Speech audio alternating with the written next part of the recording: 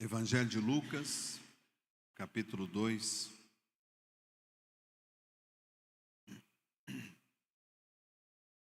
O verso 1 até o verso 7. Para quem vai anotar, o título dessa mensagem: Um rei sem palácio. Naqueles dias, César Augusto publicou um decreto ordenando o recenseamento de todo o Império Romano. E este foi o primeiro recenseamento feito quando Quirino era governador da Síria. E todos iam para a sua cidade natal a fim de alistar-se. Fala comigo, cidade natal. Assim, José também foi da cidade de Nazaré, da Galileia, para a Judéia, para Belém, cidade de Davi, porque pertencia à casa e à linhagem de Davi. Ele foi a fim de alistar-se com Maria, que lhe estava prometida em casamento, e esperava um filho. Enquanto estavam lá, chegou o tempo de nascer o bebê. Fala comigo, chegou o tempo de nascer. E ela deu à luz ao seu primogênito. Fala comigo, primogênito. Envolveu-o em panos e colocou numa manjedoura, porque não havia lugar para eles na hospedaria. Porque não havia lugar para eles na hospedaria. Se você puder, mesmo sentado, feche teus olhos um pouquinho. Pai, nós te louvamos por esta palavra. Obrigado por esta noite, por esse momento. Obrigado pelo teu Espírito que fala conosco. Pedimos que cada coração aqui, Pai, seja tocado e ensinado pelo Senhor. Oramos e consagramos em nome de Jesus. Amém. Irmãos, algumas coisas importantes neste texto, eu gostaria de contextualizar um pouquinho. Esse recenseamento era uma prática muito comum na época para saber detalhes sobre a população. É como um recenseamento que se faz hoje. E naquele tempo, esse recenseamento, ele foi publicado por César Augusto. E esse César Augusto era um imperador romano e ele disse, olha, todos vão ter que voltar à sua cidade natal para dizer onde é que vivem, quantos filhos têm, qual é a sua renda. Eu quero saber detalhes. E Jesus, ele não havia nascido ainda, Maria estava grávida. E José e Maria moravam numa cidade chamada Nazaré. Fala comigo, Nazaré. E quando houve a publicação do decreto para o recenseamento, eles tiveram que sair de Nazaré. Nazaré ficava no norte, aqui no norte. E Belém ficava no sul. Nazaré era uma cidade economicamente talvez até interessante, mas o povo de Nazaré era um povo humilde, um povo comum, um povo chucro, um povo caipira. Mas Belém era já uma cidade politicamente mais interessante. As pessoas não falavam errado, não tinham sotaque. E no meio do trajeto ficavam cidades consideradas não puro sangue, por exemplo, Samaria. Então, para sair de Nazaré e para ir a Belém, José e Maria tiveram que fazer um trajetinho de mais ou menos 160 quilômetros. 160 quilômetros no lombo de um animal, num tempo que não tinha estrada. Uma mulher grávida, quase dando à luz. Eles obedeceram. E eles foram. Observe que o texto diz que Jesus ele não nasceu na beira da estrada. Jesus não nasceu enquanto eles caminhavam. Jesus nasceu no destino em que era para nascer. Por quê? Porque havia uma profecia de que ele nasceria em Belém. Depois que ele nasce em Belém, ele não fica em Belém. Na verdade, ele volta mais tarde, ele cresce, depois que José foge para o Egito, ele volta para a cidade ali onde eles habitavam, que era Nazaré. Então Jesus ele nasce numa cidade importante, mas ele cresce, ele vive, ele se desenvolve numa cidade comum. Isso tem muita coisa para nos ensinar. Olha só, eu só vou abrir um parênteses aqui para dizer a você, no verso 7, não use isso para acusar ninguém, mas use isso para aprender. A Bíblia está dizendo que quem ela? Maria, a mãe de Jesus, ela deu à luz ao seu primogênito. Observe, Jesus é o filho primogênito de Maria. E se a Bíblia está dizendo que Jesus é o primogênito, quer dizer que ela teve vários outros filhos e filhas. E não há nada de errado nisso. Uma mulher sadia, uma mulher cheia do Espírito Santo, uma serva do Senhor, uma mulher louvável, uma mulher que tem que ser respeitada, uma mulher que é referência para a humanidade. Afinal de contas, ela foi escolhida, fala comigo, escolhida. Ela foi escolhida para gerar no seu ventre, para receber no seu ventre a semente do próprio Espírito Santo. Então nós não temos que ter medo de falar isso. Mas nós temos que entender que Maria, do mesmo jeito, ela, quando vai escrever o próprio louvor, ela diz que ela bendiz ao Senhor, o Deus dela, o meu Salvador. Então, assim como eu e você, ela também precisou ser salva. Ela também aguarda o dia em que os mortos em Cristo ressuscitarão primeiro. Ela não tem o poder que Jesus tem. E nós precisamos olhar para ela como referência. Então Jesus é o filho unigênito do Pai, mas é o primogênito de Maria. Amém? Vamos em diante. Então o texto está dizendo que José e Maria moravam em Nazaré. Moravam em Nazaré, norte, e eles vão ao sul para o recenseamento. Olha só, quando Jesus nasce e depois vai morar em Nazaré, o nome dele, mesmo que ele tenha nascido em Belém, fala comigo, Belém. O nome dele não foi conhecido como Jesus de Belém. Como é que ele era conhecido? Jesus de Nazaré. Inclusive o próprio Pôncio Pilatos chama ele de Jesus de Nazaré. Ele coloca na plaquinha lá na cruz, Jesus de Nazaré, o rei dos judeus. Quando ele aparece para o apóstolo Paulo na estrada de Damasco, amém? Atos capítulo 8, 9 ali, ele diz, eu sou Jesus o Nazareno. E Paulo vai dizer isso lá em Atos 22. Que quando ele vai contar o que aconteceu, Paulo diz assim, olha, ele me apareceu e ele disse, eu sou Jesus o Nazareno. Então o que eu quero dizer com isso? O povo conhecia Jesus como Nazareno. E ele assumiu qual identidade? De Nazareno. Ô Álvaro, me fala uma coisa. Lá nos Estados Unidos, tem um povo com um sotaque característico que é o texano. Quando um texano sai, obviamente do Texas, e ele vai para Nova York, o povo não olha para ele e fala o quê?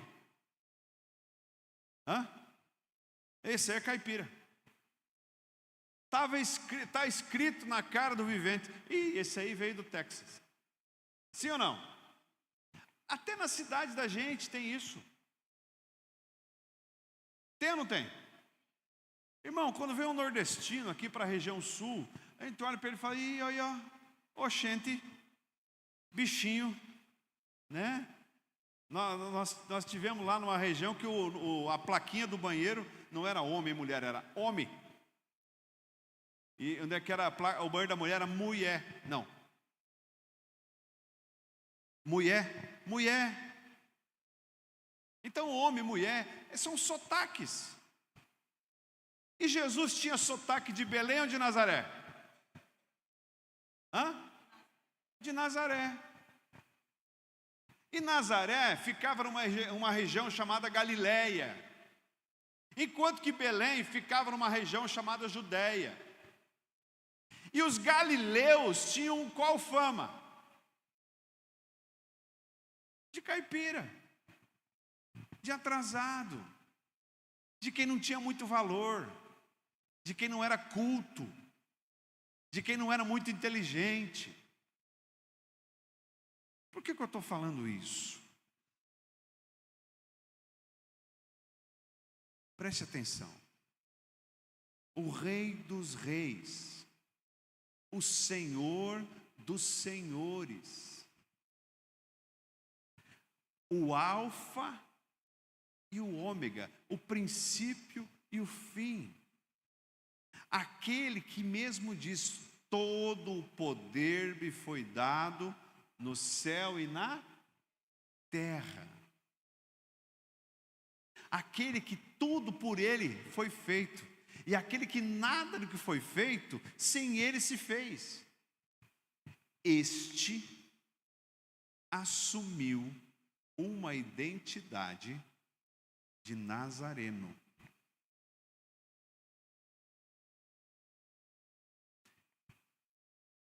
Este foi um rei sem palácio.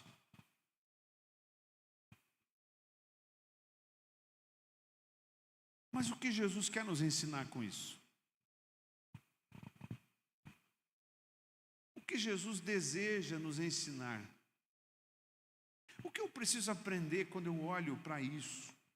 Quando eu olho para o nascimento de Jesus?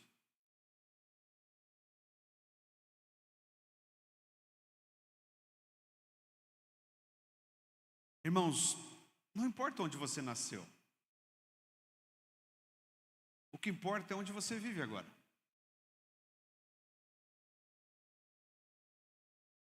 Não sei se existe aqui, mas talvez alguém aqui nasceu num prostíbulo. Talvez alguém diz assim: a minha mãe foi prostituta. Talvez alguém nasceu numa família destruída, no meio das drogas. Talvez alguém nasceu de um casamento ou de uma relação cujo pai e a mãe não queriam que você nascesse. Talvez até você nasceu e cresceu num ambiente desprezado. Talvez você carrega no teu coração um sentimento de desprezo. Desprezo. Um sentimento de exclusão, de não pertencimento.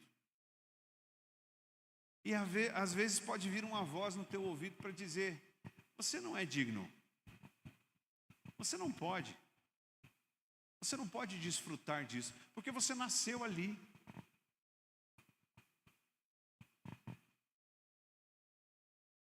Como pode um galileu ser chamado de rei? Como pode alguém ser chamado de rei se não tem palácio? Como pode alguém nazareno e não belemita ser o Rei dos Reis, o Senhor dos Senhores?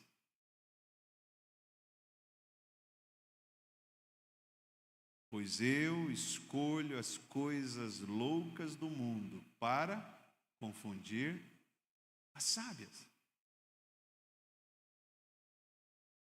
Se Jesus nasce, nem em Belém, se ele nasce em Jerusalém. Se Jesus nasce, irmão Gustavo, numa família pastoral, naquele tempo seria uma família sacerdotal. Se ele nasce numa família que fazia parte do sinédrio, se ele nasce numa família de levitas, aqueles que andavam com aquelas roupas pomposas, aí o menino nasce ali, e aí as pessoas iam dizer: vejam, este tem cara de rei. Aí vamos supor que ele foi crescendo, ao invés dele dizer assim: você deve amar o seu inimigo e deve orar por ele. Não, se ele dissesse assim: não, nós vamos combater o Império Romano, nós vamos libertar Israel. Ele começa a se sobressair como um bom político.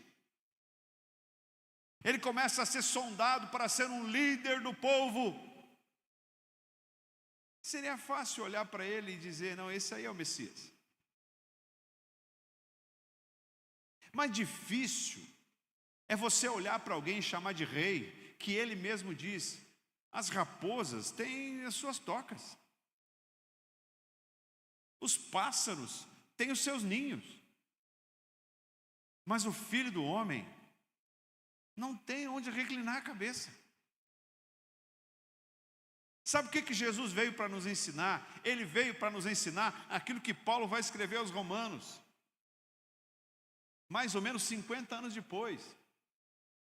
Paulo vai dizer assim: não se amoldem aos padrões deste mundo, mas transformai-vos pela renovação da vossa mente. Bota a mão na tua cabeça e fala: mente. Para que possam aproveitar a boa, perfeita e agradável vontade de Deus. Ó, quando você pensa na palavra rei, o que vem à sua mente? Poder, riqueza, fama, beleza, pompa, privilégios. Sim ou não? Aí vem Deus e diz: pensa diferente. Mude a sua maneira de pensar. Transforme a sua maneira de pensar, para que você possa aproveitar a minha boa e perfeita e agradável vontade. Então, se Jesus nasceu em Nazaré e não em Belém, se Jesus foi rei e não tinha palácio, eu preciso olhar para aquilo que Jesus está me ensinando. E principalmente nessa época. Sabe que a gente cantava quando era criança a música Noite Feliz. Todo mundo cantou Noite Feliz já? Vamos cantar junto aqui. Noite feliz. A Maju me mata. Noite feliz, ó Senhor, Deus de amor. Aí vem a palavra: pobrezinho nasceu em Belém. Irmão, Jesus não é pobrezinho. Jesus é rei. Tudo que há no mundo é dele. Eu não posso olhar para Jesus como pobrezinho.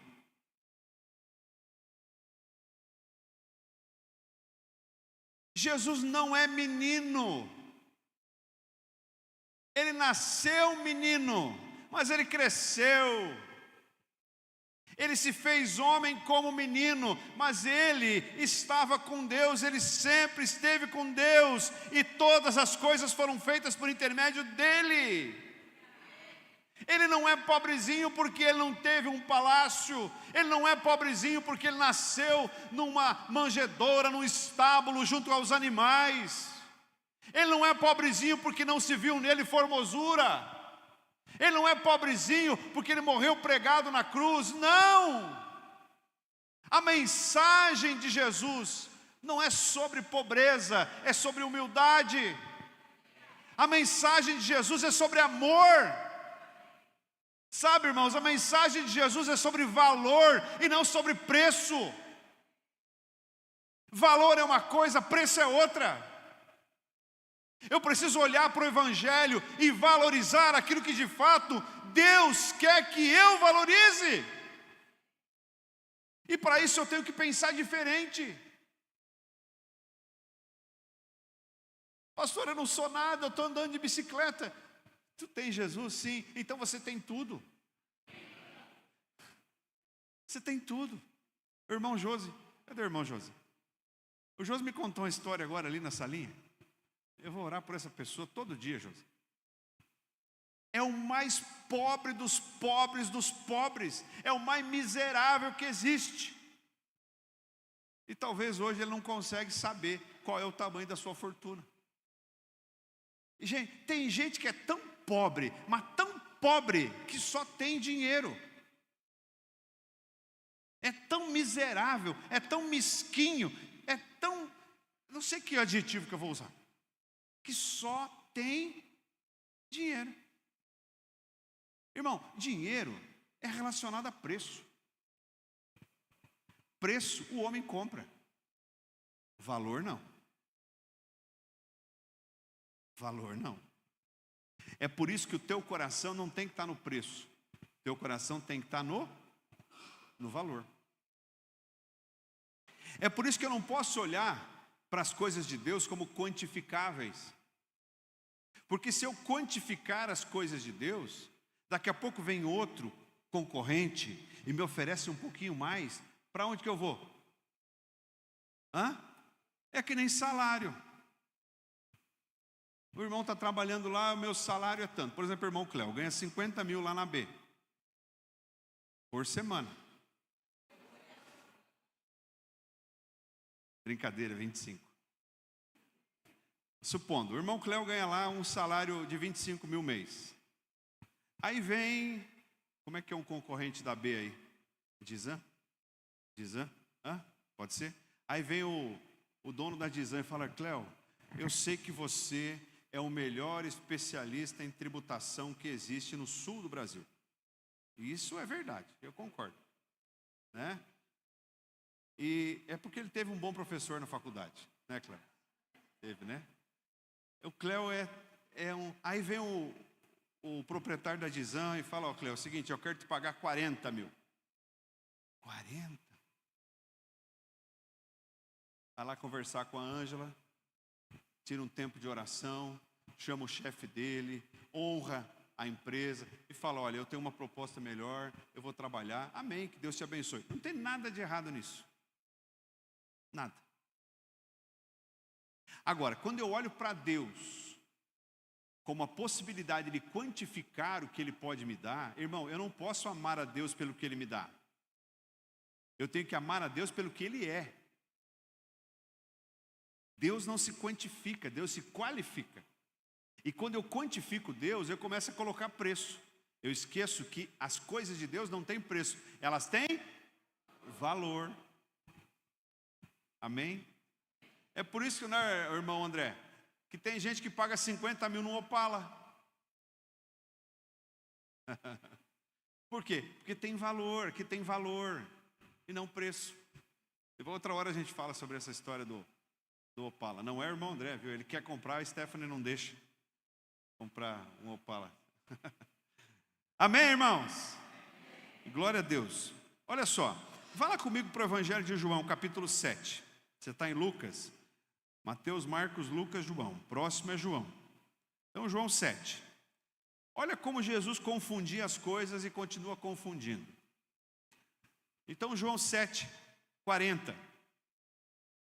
João 7, 40. Ouvindo as suas palavras, alguns no meio do povo disseram, certamente este homem é profeta. Fala comigo, alguns. Alguns. Conseguiu aí, Miguel? 7h40. Vamos lá, irmão. 41. Outros disseram: ele é o Cristo.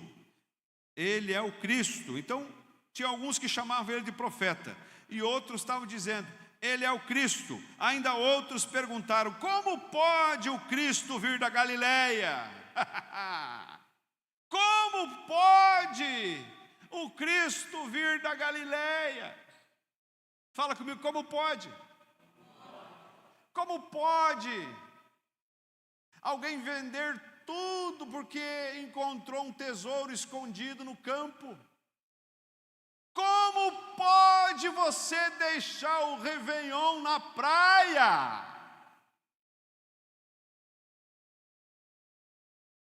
Como você vai deixar tudo isso para ir para a igreja? Como?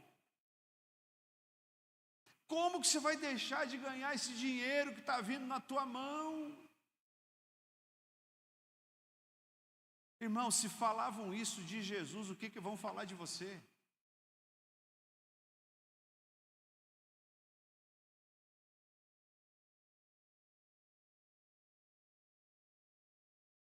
O que vão falar de você? A Escritura não diz que o Cristo virá da descendência de Davi, na cidade de Belém, onde viveu Davi? Assim o povo ficou dividido por causa de Jesus. Fala comigo, dividido. Alguns queriam prendê-lo, mas ninguém lhe pôs as mãos. Como pode um traficante convertido? Como pode? Como pode uma prostituta, uma mulher do mundo, uma mulher da vida, ser cheia do Espírito Santo hoje? Como pode? Como pode? Como pode um idólatra agora adora o Deus vivo? Como pode?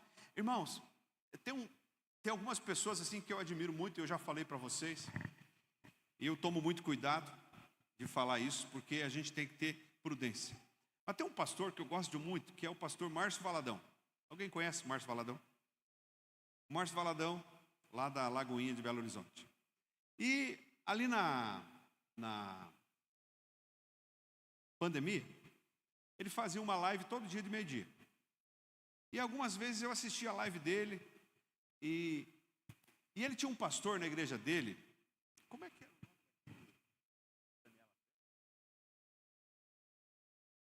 Já vou lembrar. Ele tinha um pastor na igreja dele que ficou preso, foi preso por homicídio. Guilherme de Pádua. Lembra do Guilherme de Pádua? Guilherme de Pádua matou a Daniela Pérez. Isso faz muitos anos, acho que faz quase 30 anos. Não sei quanto. E ele ficou conhecido como na época, ele foi taxado, e era mesmo, né? Como um assassino cruel, um monstro e assim por diante. Matou a colega de trabalho com uma tesoura, ele e a esposa dele na época. Esse homem foi para a cadeia, ficou lá não sei quantos anos na cadeia. Lá na cadeia o que ele ouviu? A palavra, fala comigo, a palavra. A palavra. Ele foi ministrado. Então Jesus pegou aquele homem assassino e leva ele, guarda ele. Fala comigo, guarda ele. Então Jesus guardou ele lá. E aí chegou alguém, ou talvez um colega de cela, pregou para ele se converte. Quando ele sai da cadeia, ele vai congregar onde? Na igreja do pastor Márcio. O pastor Márcio viu nele um homem convertido e tal, começou a investir nele. E ele se torna pastor. Adivinha em quem atiravam pedra? Nele, obviamente. Mas em quem? Em quem acreditou nele.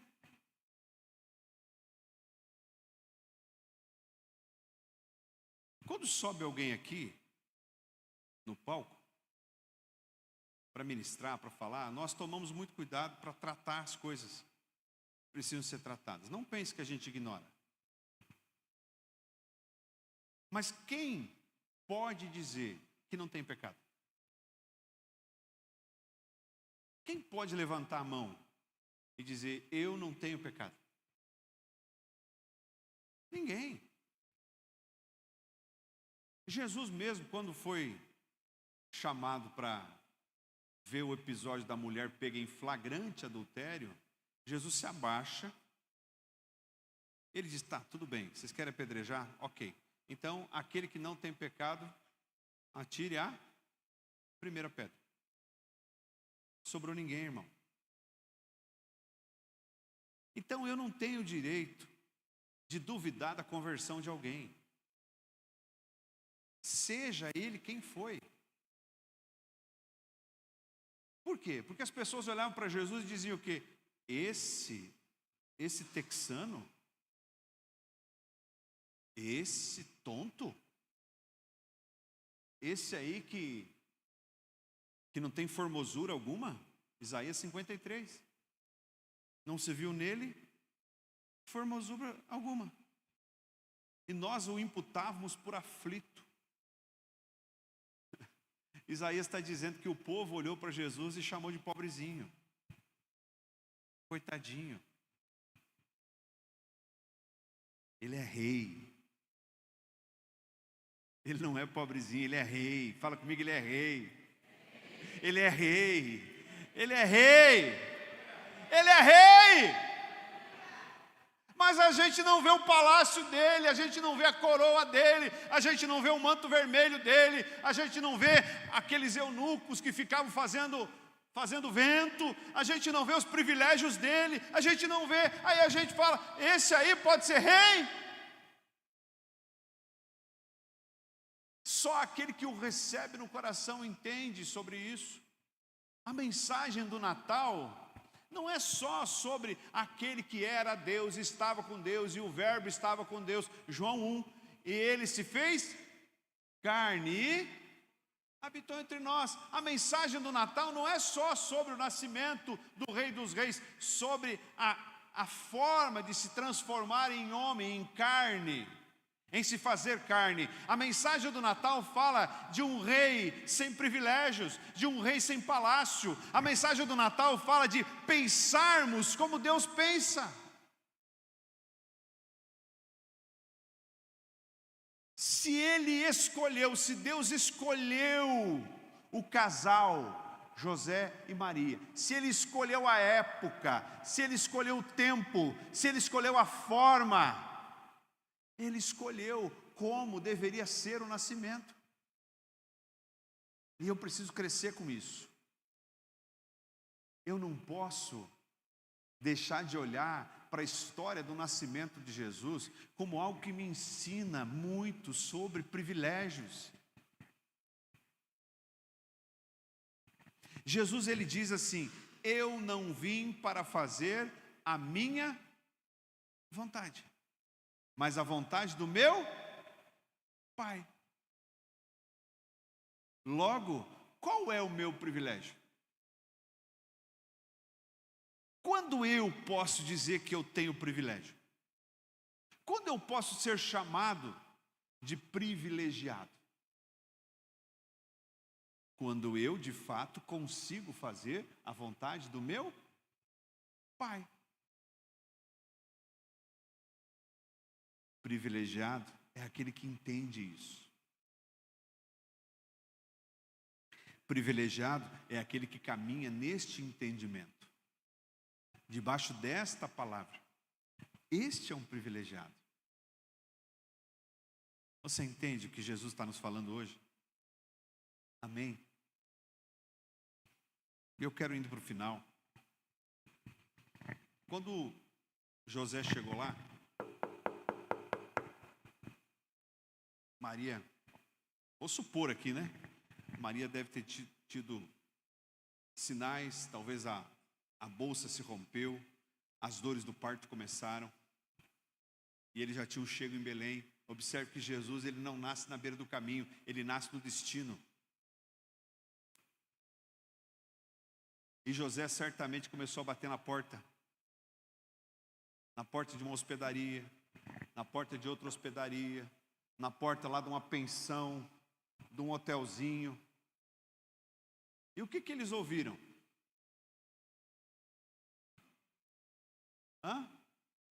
Não tem lugar. Está lotado. Vamos fazer assim? Eu vou perguntar aqui. Tem lugar? Aí você vai dizer, está lotado. Tem lugar? Tem lugar? Aqui tem, quer ver? Tem lugar? Aqui tem. Tem lugar aqui para Jesus? Lotado também. Tem lugar aqui para Jesus? Está lotado. Eu vou ter que procurar um curral. Um lugarzinho para minha esposa deitar. Encontro um lugarzinho. Ali Jesus nasceu.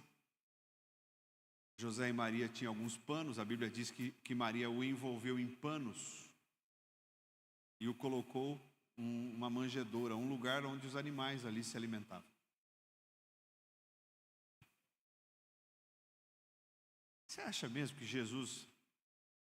que Deus não sabia que as hospedarias estariam lotadas? É óbvio que sabia. Mas eu quero fazer uma pergunta. Você é o dono da hospedaria. Você é o dono da hospedaria. Amém? Aqui nós temos 1, 2, 3, 4, 5 hospedarias. E você é o dono da hospedaria. Agora eu vou mudar a pergunta. Ô Senhor, tem um lugar aqui para o Rei dos Reis, o Senhor dos Senhores nascer? Tem lugar. Ô Senhor, tem lugar aqui para o Rei dos Reis, o Senhor dos Senhores nascer aqui? Tem lugar. Tem lugar aqui para o Rei dos Reis, o Senhor dos Senhores nascer? Tem lugar. Tem lugar aqui para o Rei dos Reis, o Senhor dos Senhores nascer? Tem lugar. Aqui eu acho que deve estar lotado. Tem lugar aqui para o Rei dos Reis, o Senhor dos Senhores nascer? Mas não estava lotado? Por que agora não está?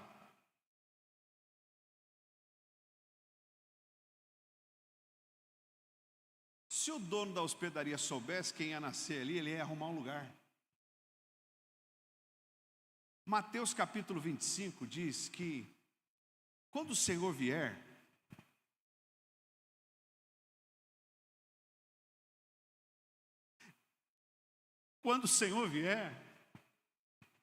uns estarão no campo, outros estarão na cidade.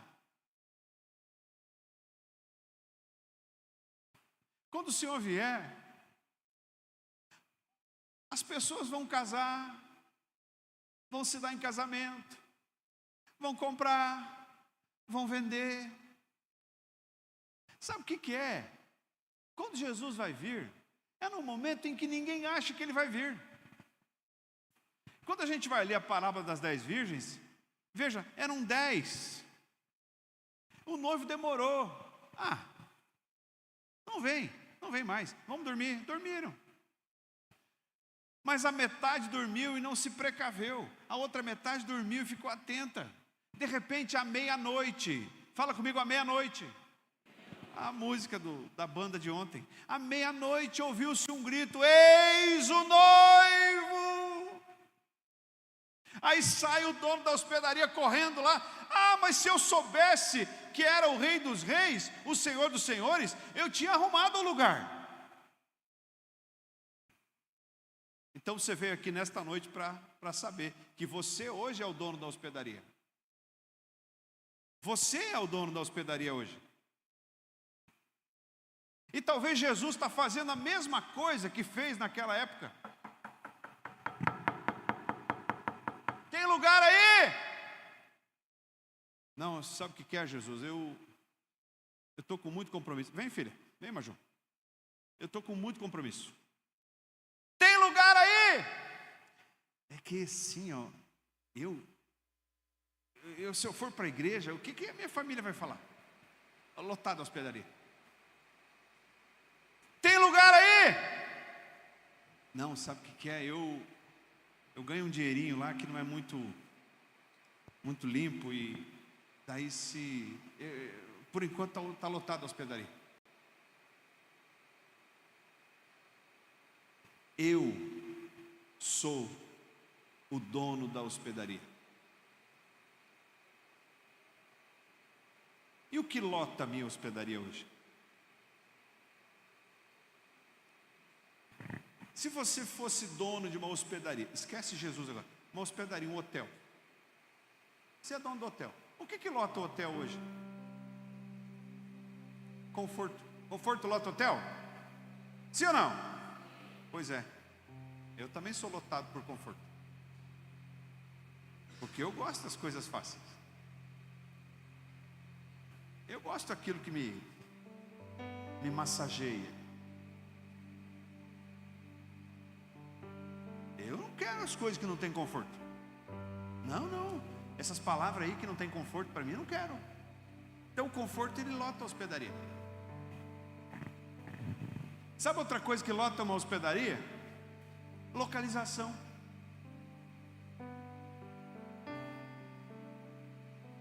Se você construir uma hospedaria lá no final da linha, lá no sítio do Guerto,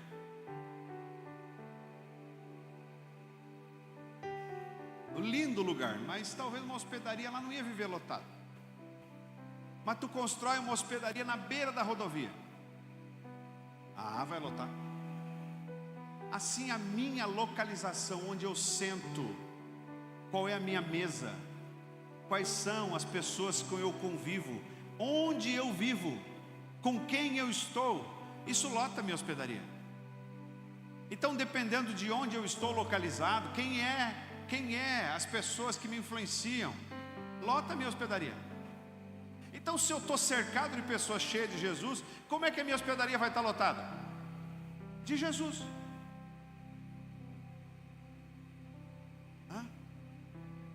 Outra coisa que lota a hospedaria é a publicidade, a propaganda, as estratégias mercadológicas. Aí você vai para a internet, qual é a imagem de um homem, irmão Jair? Um homem de sucesso. É um homem esperto. É um homem que vai mostrar que comprou um carro novo. Olha, sabe quando a gente vai visitar os parentes? Aí começa a pedir daquele parente. Aí eu ouço muito a minha mãe falar isso. Aí lembra de um parente que ganhou dinheiro, está bem, está rico, né? Trabalha na AB lá. E aí os mais antigos falam assim: aquele lá está bem. Não é assim que falam? Aquele se deu bem. Ixi, aquele tem quantas casas, tem prédio. Aquele não sabe o que tem, aquele está muito bem. Sim ou não? Por quê? Porque a publicidade do homem de sucesso, da mulher de sucesso faz isso. O homem mais rico, que botou o pé aqui, não tinha nem onde reclinar a cabeça.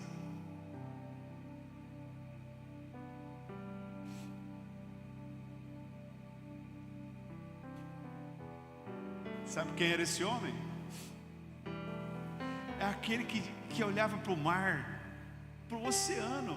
Ele dizia: quieto.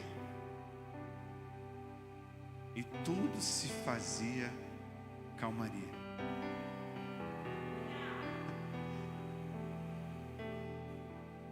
É aquele que olhava para o cego e dizia: vai, a tua fé te curou. E o cego começava a ver. É aquele que encontrava um cortejo fúnebre e mandava parar o caixão, botava a mão e falava para a mãe do morto, falava: não chores, e fazia o morto levantar e devolvia para a mãe. Este foi um homem de sucesso. Este foi um rei sem palácio. É ele. Por por Ele e para Ele. Eu preciso olhar para Jesus, porque senão, irmão Samuel, não posso ser chamado de cristão. Porque cristão é um pequeno Cristo. É um Cristo multiplicado. E um Cristo multiplicado é aquele que traz no seu coração, na sua maneira de viver, o exemplo daquele que estava com Deus e se fez homem e habitou entre nós.